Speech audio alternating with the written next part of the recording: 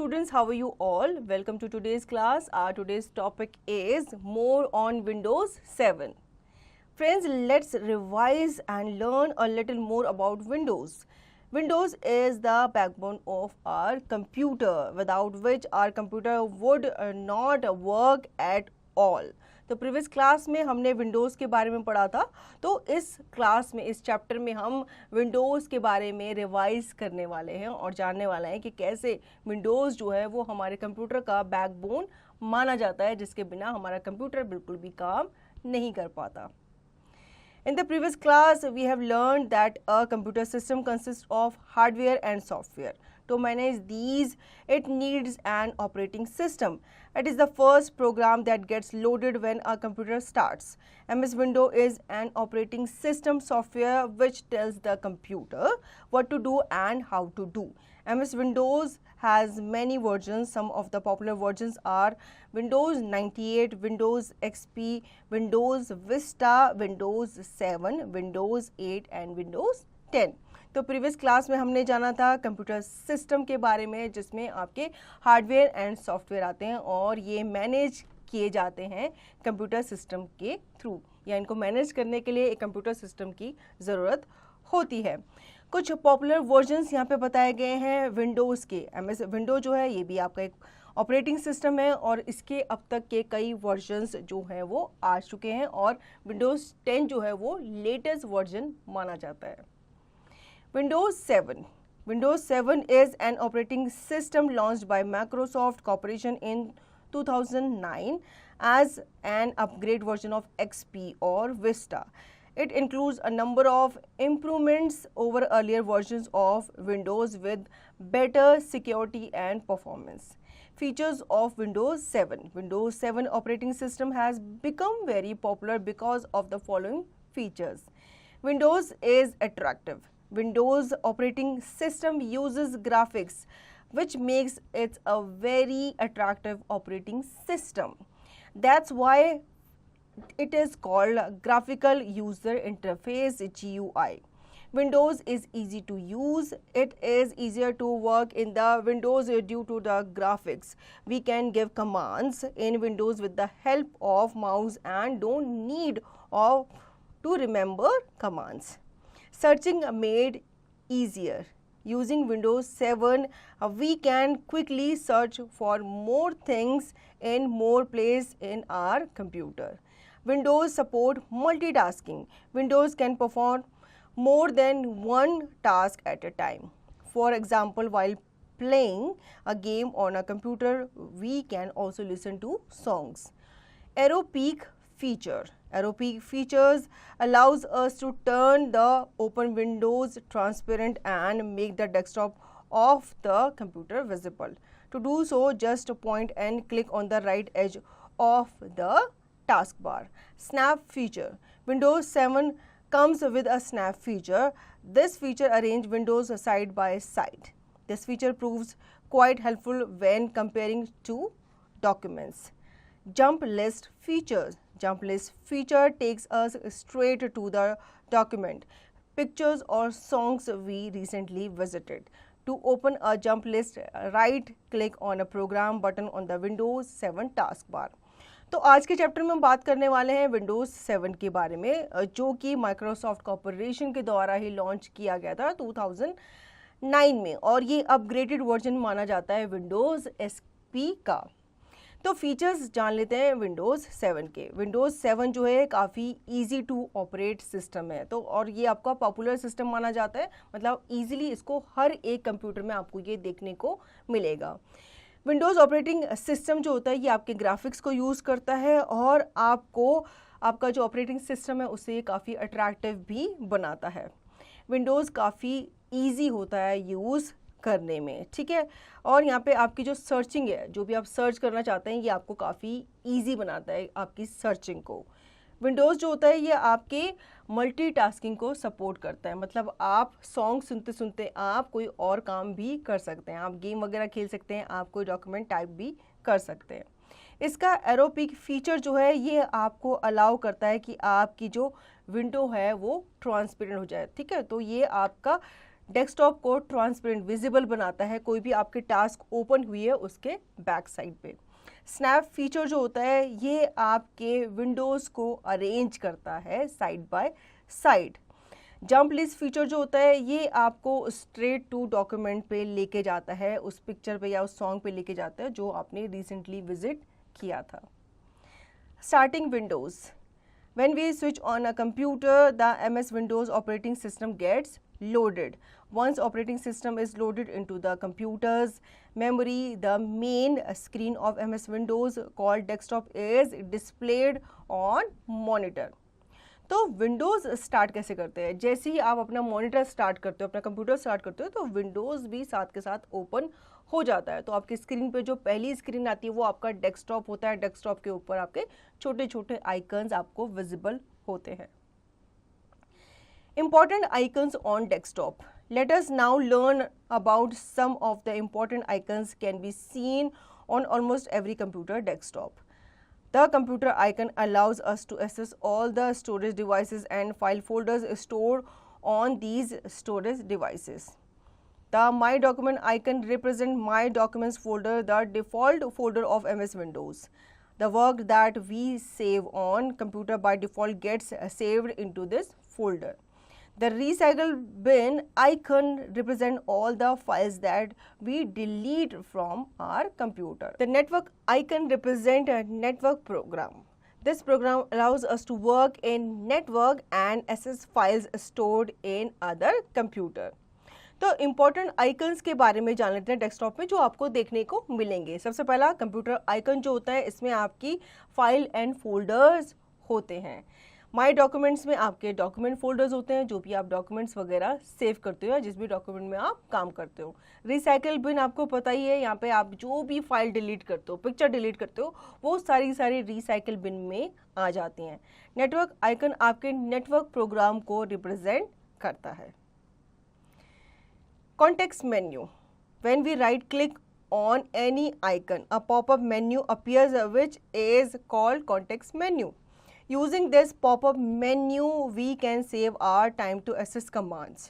Right clicking on different areas and objects will display different set of commands. The context menu is also called the shortcut menu. तो context menu क्या होता है? ठीक है, जब भी आप किसी भी आइकन पर राइट क्लिक करते हो तो आपके सामने एक पॉपअप मेन्यू आ जाता है जो कि उसके बारे में आपको बताता है, साथ ही साथ आपको कौन सी कमांड देनी है, आपको उसको ओपन करना है या आपको कुछ भी उसमें कमांड देनी है तो आपको उस पॉपअप मेन्यू से चूज़ करना पड़ता है। तो ये आपका टाइम जो है वो सेव करता है और इसे शॉर्टकट मेन्यू भी कहा जाता है। Files and folders. Files, when we type or draw something, we save it so that we can use it later. We give it a name so that we can locate it when required. This document is called a file. Therefore, a file is a collection of data stored in a storage device like hard disk by a unique name. It is represented by the software it is made in. A file name has two parts. Primary name, it is the name given to a file. Secondary name or extension. It is the main differentiator that determines the software in which a file is saved. For example, MS Paint and MS Word files have .png and .docx extension respectively. तो files के बारे में जान लेते हैं। Files जो होती हैं ये आपका कुछ भी, जब आप कुछ भी ड्रॉ करते हो, कुछ भी आप टाइप करते हो तो वो आप उसे क्या कर लेते हो, उसे सेव कर लेते हो ताकि आपका आगे जाके वो अगर आप उस पर दोबारा काम करना चाहो तो आप उसको दोबारा से क्या कर सको, ओपन कर सको। ठीक है, तो आपकी जो डॉक्यूमेंट होती है वो आपकी फ़ाइल कहलाती है और फाइल जो होती है ये आपके कलेक्शन ऑफ डेटा होते हैं जो कि स्टोरेज डिवाइस के अंदर स्टोर किए जाते हैं, उन्हें सेव किए जाते हैं। ठीक है, जैसे कि आपका हार्ड डिस्क, तो हार्ड डिस्क में मोस्टली आपकी जो फाइल्स हैं, जो आपके डेटा है, उन्हें स्टोर करके रखा जाता है। अब जो आपके फाइल नेम होती है उसके भी दो पार्ट्स होते हैं। प्राइमरी नेम जो आप उसे देते हो एंड सेकेंडरी नेम जो एक एक्सटेंशन के साथ उसे दिया जाता है। जैसे आपने कोई भी फाइल का नाम दिया, फिर उसके आगे आपका .png या फिर आपका .docs, इस तरीके से आपका एक्सटेंशन जुड़ जाता है। ठीक है, तो जो नाम आपने दिया वो उसका प्राइमरी नेम होता है, जो उसका एक्सटेंशन होता है वो उसका सेकेंडरी नेम होता है। Folders. A folder is a place where many files are stored. In other words, the files are stored in a folder. A folder may have one or more files stored in it. A folder may also contain different folders with files in them. It means that there may be both files and folders inside a folder. अब folder जो होते हैं वो आपके file का collection माने जाते हैं, ठीक है. फोल्डर जो होते हैं इसके अंदर आपकी काफ़ी सारी फाइल्स जो होती हैं इंक्लूडेड होती हैं. तो फोल्डर जो होते हैं वो एक तरह के फाइल को ही रखता है. जैसे अगर आपकी पिक्चर्स वाली फाइल है तो आपकी पिक्चर्स वाले फोल्डर में ही आएगी. जैसे आपकी डॉक्यूमेंट वाली फाइल्स हैं तो वो आपके डॉक्यूमेंट्स वाले फोल्डर के अंदर ही सेव की जाएंगी.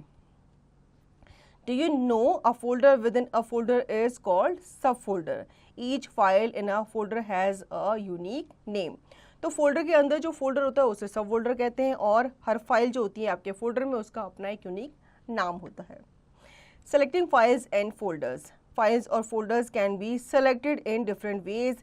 Let us see these methods. To select a file folder, click on it. To select adjacent continuous files folders, click on the first file folder to be selected. Then hold down the shift key and click on the last file or folder to be selected.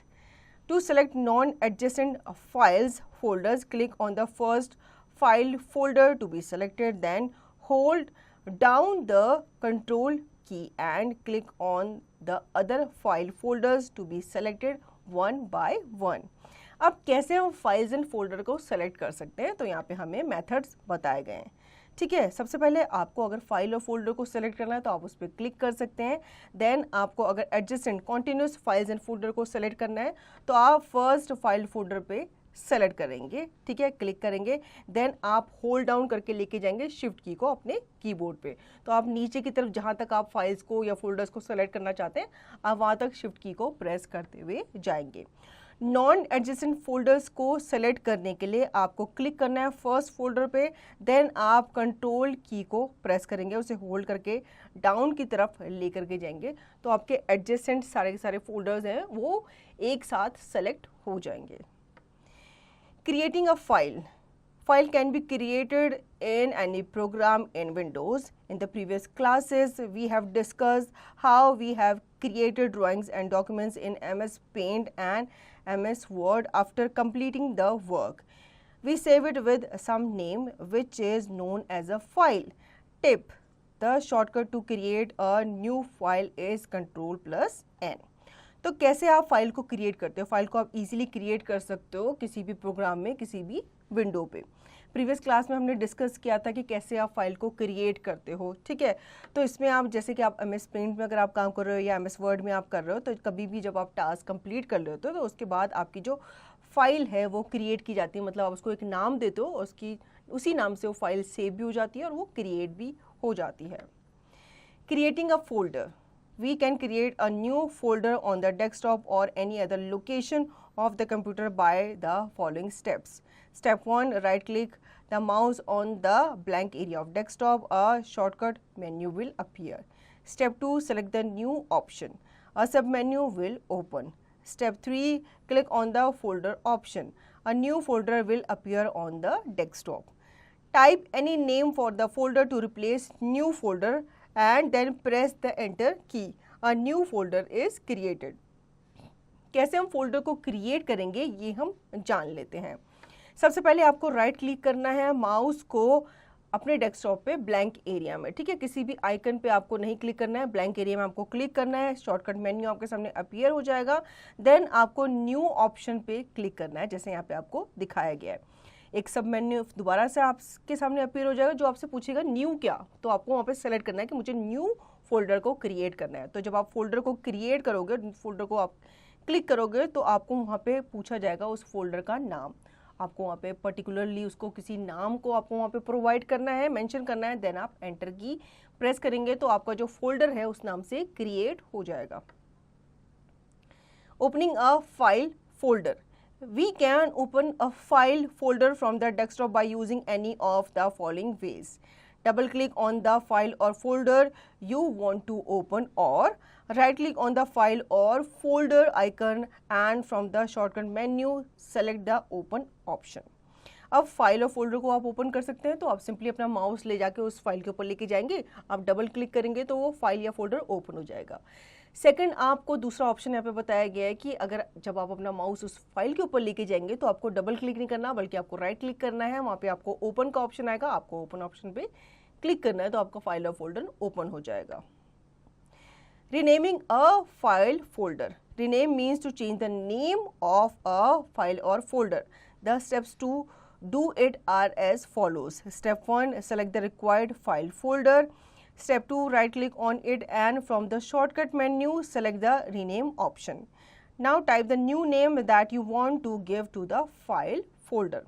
Rename का मतलब होता है जो आपने पुराना नाम किसी file को दिया था, आप उसको चेंज करना चाहते हैं, रीनेम करना चाहते हैं, तो आप सिंपली क्या करेंगे, आप उस रिक्वायर्ड फाइल और फोल्डर को सेलेक्ट कर लेंगे, उस पर क्लिक करेंगे, देन आप राइट क्लिक करेंगे।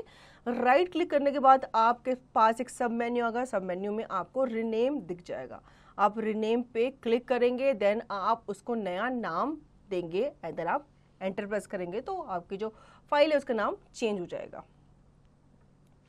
Deleting a file folder. You can delete a file or folder from the desktop by following these steps. Step 1, select the file or folder that has to be deleted. Step 2, right click the mouse button and select the delete option. The deleted file or folder move to recycle bin. Tip: to delete a file folder permanently, use shift plus delete keys.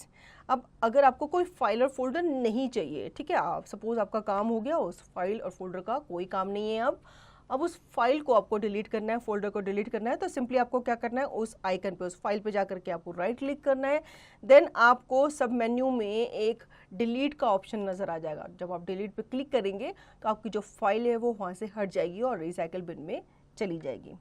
अब यहाँ पे आपको tip भी दी गई है कि कैसे आप अपनी फाइल और फोल्डर को अपने कीबोर्ड पे शिफ्ट प्लस डिलीट की को प्रेस करके भी उसे परमानेंटली डिलीट कर सकते हैं। Restoring the deleted file folder. Files or folders that have been deleted by mistake can be restored from the recycle bin. The steps to restore the files or folders are as follows. Step 1, open the recycle bin by double clicking on its icon on the desktop. It displays the list of deleted files and folders. Step 2, select the file or folder that has to be restored and right click on it. Step 3, choose the restore option. The file folder will be restored back to its original location. अब suppose आपसे कोई file गलती से delete हो गई है, ठीक है, सपोज कभी कभी हम क्या करते हैं 3-4 फाइल्स एक साथ डिलीट कर देते हैं, उसमें जो फाइल है जो हमें चाहिए होती है वो भी डिलीट हो जाती है। अब हमें उस फाइल को रिस्टोर करना है तो कैसे करेंगे? सबसे पहले हम रिसाइकिल बिन में, जो आपके डेस्कटॉप पे आपको नज़र आ रहा होता है, वहाँ पे आप जाएंगे, उस पर आप डबल क्लिक करेंगे तो आपके सामने फाइल्स की लिस्ट आ जाएगी, फोल्डर्स की लिस्ट आ जाएगी। उसको आप ध्यान से देखेंगे, जो भी आपको फाइल और फोल्डर दोबारा से रिस्टोर करना है तो वहाँ पे आप राइट क्लिक करेंगे, रिस्टोर ऑप्शन पे आप क्लिक करेंगे तो फिर आपकी जो फाइल है वो अपनी पुरानी जगह पे वापस आ जाएगी। Moving कॉपिंग a file folder. You can move copy one or more files or folders from one place to another. To move copy a file folder, follow the given steps. Step 1, select the file folders to be moved copied. Step 2, right click the mouse button, a shortcut menu appears. Step 3, click cut copy option. Step 4, select the location where the file folder to be moved copied. Step 5, now right click the mouse button and select the paste option. The file is moved copied to a new location. अब हम जान लेते हैं कैसे हम अपनी file को copy करते हैं या उसे मूव करते हैं एक जगह से दूसरी जगह। उसके लिए आपको फाइल या फोल्डर को सेलेक्ट करना है सबसे पहले, जिसको भी आप मूव करना चाहते हैं, कॉपी करना चाहते हैं। देन आप राइट क्लिक करेंगे माउस बटन पे शॉर्टकट मेन्यू से। अगर आपको मूव करना है तो आप कट को चूज़ करेंगे, अगर आपको कॉपी करना है, उसकी ही उस फोल्डर की एक और कॉपी बनानी है तो आप कॉपी ऑप्शन को सेलेक्ट करेंगे। देन आप डिजायर्ड लोकेशन पे जाएंगे, दूसरी लोकेशन पे जाएंगे जहां आप उसे कॉपी या कट करना चाहते थे। देन आप वहां पे दोबारा से राइट क्लिक करके पेस्ट ऑप्शन पे क्लिक करेंगे तो आपकी जो फाइल है वो न्यू लोकेशन पे कॉपी या फिर मूव हो जाएगी। Let us rewind An operating system is the first program that get loaded when a computer starts. MS Windows 7 is an easy to use and multitasking operating system. The desktop is the main working screen of the computer. A file is a collection of data stored on a storage device such as hard disk. A folder is a place to store one or more files. You can create, select, rename, delete and do other operations with the files and folders on the screen. So children, I hope you understood the chapter very well. Now you can revise the chapter and practice the given exercise by yourself.